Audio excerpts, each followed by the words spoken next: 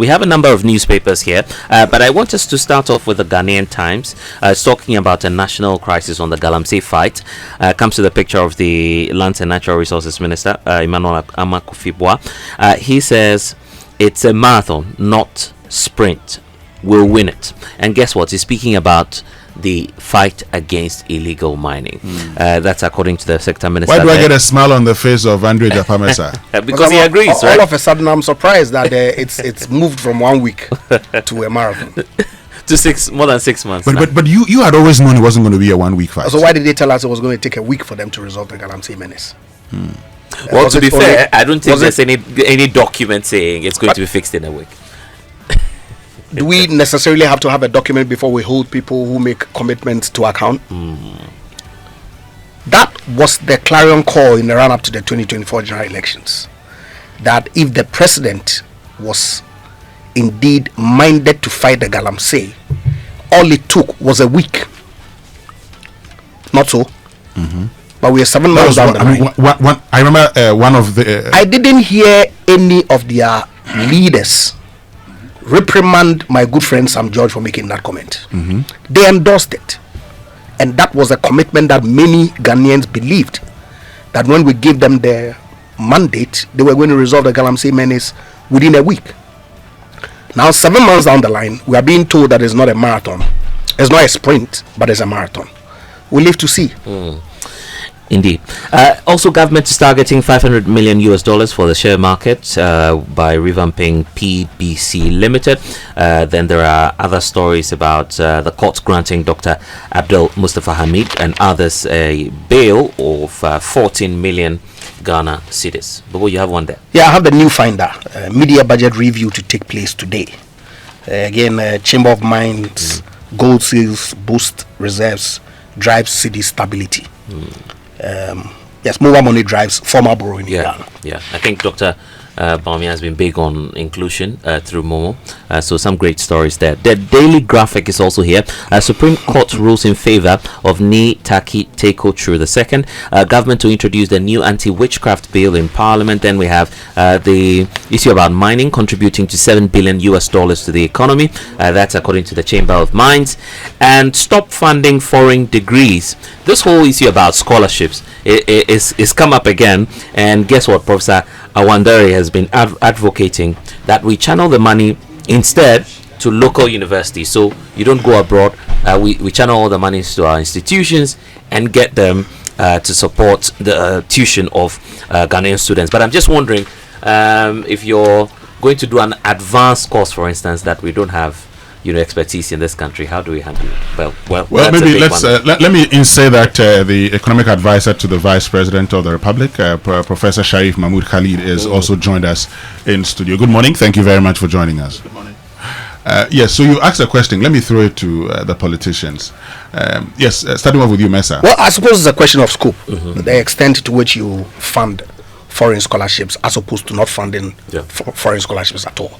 I do not think that with the level of development that we have, we can completely do away with foreign scholarships.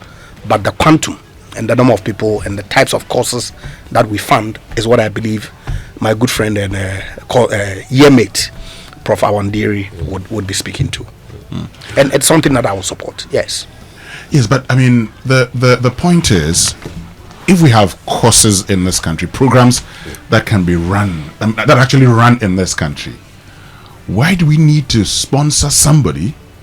And I say this because I have PhD colleagues who are on scholarship here in Ghana, and they are paid 15,000 cedis a year for their school fees. 15,000. Somebody goes outside the country, his fees for the same course probably he's paying $30,000 annually, yearly for 4 years, and the state pays that. Why shouldn't you be focusing on courses that are not offered in this country? I'm not so sure the focus of scholarships necessarily will only be academic. Okay, several skill sets that you can acquire when you go out to a foreign country to study, and the expectation is that you bring those academic qualifications and skill sets, experiences that you've gathered also back home to help with the growth and development agenda. So it's something that we need to find a fine balance, okay? Because I'm not sure that we can focus only on the internal academic scholarships for our students. Let me bring Sharif in. All right, it's a very vexed topic, right? And sometimes emotions do come in to the discussions when it comes to matters of scholarship. Maybe I tried, I didn't get it, so this could probably be my approach to how it is. But I think that we have to look at it from a very holistic and nuanced perspective as well. What have we been doing as far as our, higher educational landscape is concerned in the last couple of years? For example, what sort of international accreditation and upliftments have we been given to be at par with international standards that may justify that we don't allow the masses of numbers we see that churn out to other jurisdictions for education? I'll take South Africa for example. Hardly would you see a South African, hardly, I'm not saying they don't go out for further education, but hardly would you see a South African out there, because universities such as Wits, Cape Town, Stellenbosch are probably Pretoria are among the top 100, 200 universities globally, or among the top 100 to 300 universities globally, and they have international accreditation such as ASCSB, EQUIS, AMBA, among other issues. In the international front, there are certain jurisdictions when they are even advertising for recruitment, they say your university degree must have come from an ASCSB accredited university, even in the Middle East. So when we have all of this happening, and you ask yourself, how many ASCSB accredited institutions do we have in Ghana, or AMBA? And by AMBA accreditation, we're talking about Association of International MBAs. So UPSC has the ASCSB accreditation, which is a fabulous one. And then EQUIS, I saw University of Ghana making giant strides towards getting all of this. So if we begin to get all of this as we are all trying to get, then there will come a time where scholarships or people going out may not be a need, because we have all of that locally. In terms of business schools within the West African sub-region, there's only Lagos Business School that is dual accredited. I think it's got only AMBA and ASCSB, yet to get EQUIS. So within our side of things, what do we have? So these are some of the difficult discussions we need to have. That is not to say there are no good stuff happening. But you Professor Binka, I met a Kenyan doctor who was doing clinical trials, or who had studied clinical trials in Ghana, and he came all the way from Kenya to study clinical trials because of Professor Binka and the setup he had at the University of Ghana.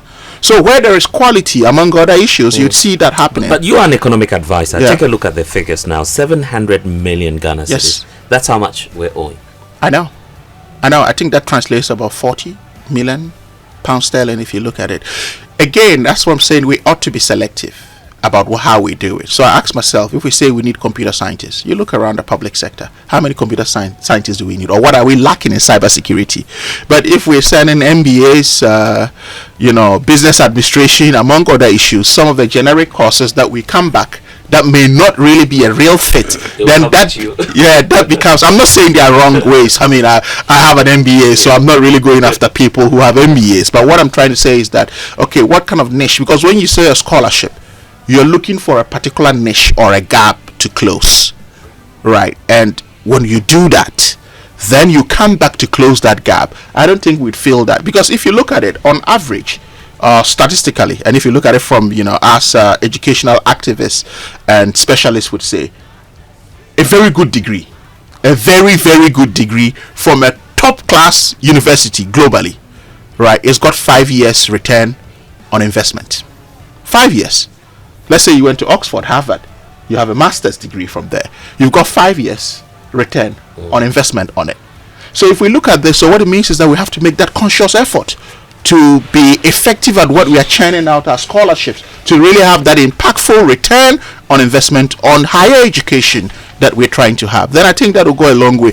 I mean, I don't think it's just a matter of politics. It's a matter of national discussions. And I believe yourself and Winston would agree that we have to do this. And I always use South Africa as an example. Hardly would you see them, moving out of their country. They have it internally. Because, Cape Town, Stellenbosch, among others, they are all a par with global universities and competing. As one who's studied journalism outside the country, I went to study a a program that had was MA in international journalism. Yeah. It was they just added international to it. To read, yes, just to, yes. That's what they do. I mean, international transport. Go to Cardiff University. A lot of the programs, international this, international that. So MA international journalism. You get in, then you see when you look at the courses or information gathering and analysis. The courses look very exciting to you. But mind you, Weston, as you said, Cardiff, we all know, is a hub for journalism globally. Yes. Like, most of the creme de la creme of the journalistic space are Cardiff graduates. But then again, some countries have made themselves, net importers of education and exporters of education. Okay, so you look at the UK, for example, the higher education sector. They would crunch the numbers to tell you that, okay, we've got 2 universities. Let's say where I was before, Sheffield, where we have Sheffield Hallam and Sheffield. And that was bringing probably 20 million plus into the British economy. And when we say bringing in, you're talking about, student accommodation, you're talking excluding fees, just spending on the economy in and of itself. Right, shopping at grocery shopping at shops, among other issues. How can we make ours also attractive? I'll just give an example of Professor Binka and his clinical trials and how he could attract international students to come to it. But we still do have, then I don't know these days. Back in our time, you used to have this Nigerian influx coming in, and they're still around. They're still coming. It's still coming in, yes. But is that enough? Is that enough? I'm not so sure whether the conversation should focus on how we enhance our higher educational space to attract, foreigners coming in to study. No, not just foreigners. I gave a wider. Yeah. Of course, I mean, if Ghanaian universities that we all attended are good enough, we will attend. Mm-hmm. But it's really the question as to whether the expense the amount of money we expend in sending Ghanaians out to foreign universities is really sustainable, and whether we can continue to do that when some of these academic programs are around here. And I'm saying that we need to find a fine balance. We cannot say that Ghanaians should be South Africans and necessarily stay in Ghana and get themselves educated. No, at some point. That's not what I'm saying. What I'm saying is that these are the quality metrics that other jurisdictions have and don't have that influx or sending people out in those numbers. If we're able to, what's wrong if we have ASCSB accreditations? What's wrong if we have AMBA? What's wrong if we have EQUIS? What's wrong if we are touted? And I gave examples of Professor Binka and his clinical trial program at the University of Ghana, which was top-notch internationally. So in that case, how do you justify sending someone out for clinical trials when you have international students accessing it? So what I'm saying is that on the higher education landscape, there's a lot more we can do. How do we rack up a bill of 700 million just in funding? And look, how are we going to pay this off to begin to, in and of itself, give out other scholarship? But we still have gaps within the public sector and within our jurisdiction that there are certain courses that are not probably taught here. That's a clear justification to send people out to go and read it. Right, Weston just mentioned about adding international to courses. They are deliberate about it. You go in and then you realize it's just a bland course. Yeah. Right, you probably don't have the real issues, and your state is paid 15,000 a year for it. Yeah. Plus your flight fares, book allowance, among other issues. So there's a whole package that if we used to even grow our local universities, as I indicated, I'm sure we would go. I'm not saying I'm against scholarships whatsoever. We need to have it. Getting out there and having that international multicultural experience in and of itself is education. Well, I've just been told that in Ghana it's actually 12,000 for a PhD, not 15,000 like I indicated earlier. So you're giving 12,000 annually, to do a PhD in Ghana. Yes, let's get into other stories, Blessed. The media budget review, right, by the finance minister is happening. I think the details are here, and I'll just get that for you shortly. Because if you take the Finder, for instance, it's talking about it, the fact that it's happening in Parliament today, and the details you can find on page 6 of that news paper. So just to give you a sense of what's happening today, we know that the Finance Minister, Dr. Ato Forson, will present the 2025 mid-year budget review in Parliament, and this presentation comes at a crucial juncture for the country and the economy as the country navigates the challenges of the post-pandemic domestic pressure, such as inflation and the high cost of living. Your expectations? Andrews? What got me giggling was there any post-pandemic issues in Ghana? I thought we're told that the pandemic never affected us in any way.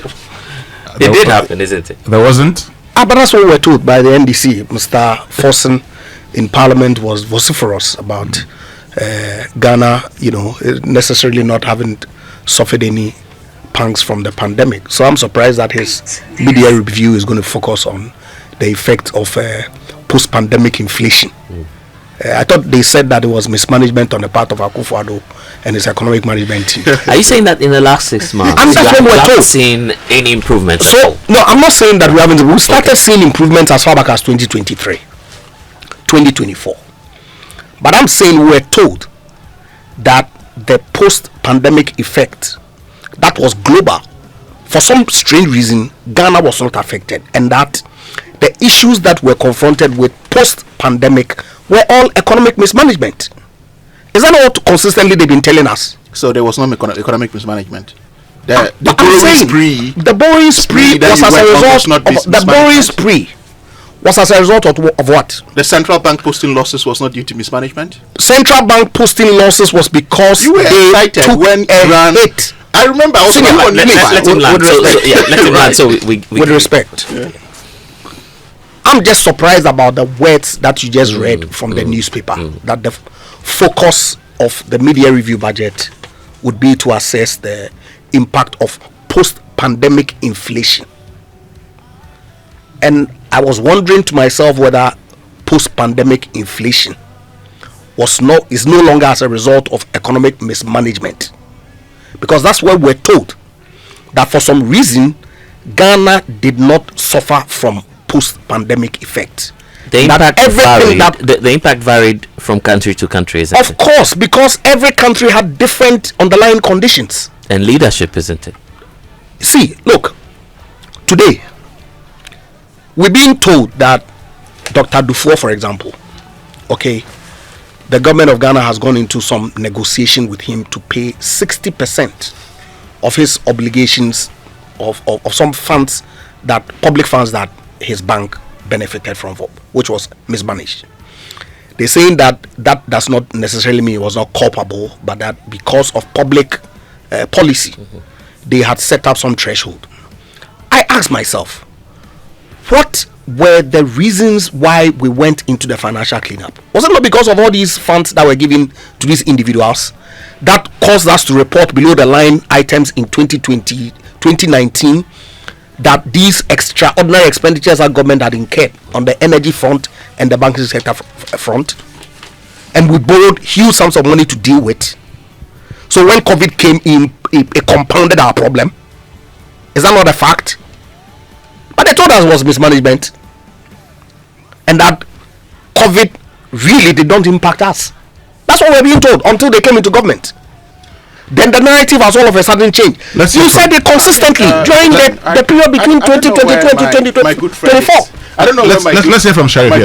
my good friend is taking this to, right? When you say post-pandemic, it's a generic term that's used globally, right? In financial conversations, among other issues, to say, look, post-pandemic, this is what we are looking at. So if the government is prudent enough to look at post-pandemic, that doesn't exonerate you from the fact that you mismanage the economy. It didn't say post-pandemic mismanagement of the economy. It said post-pandemic inflation. So if you're looking at post-pandemic inflation, that doesn't give you any justification. Post-pandemic, a lot happened. Pre-pandemic, a lot happened. So and the pandemic was an important ingredient in the discussion. So if we're looking at inflation at that realm, how does it become an exonerative statement for one to say that this? But he in particular was very excited when the Iranian-Israeli situation was happening, and he was looking at how it will dismantle this economy. Interestingly, No, please hold on, all of you.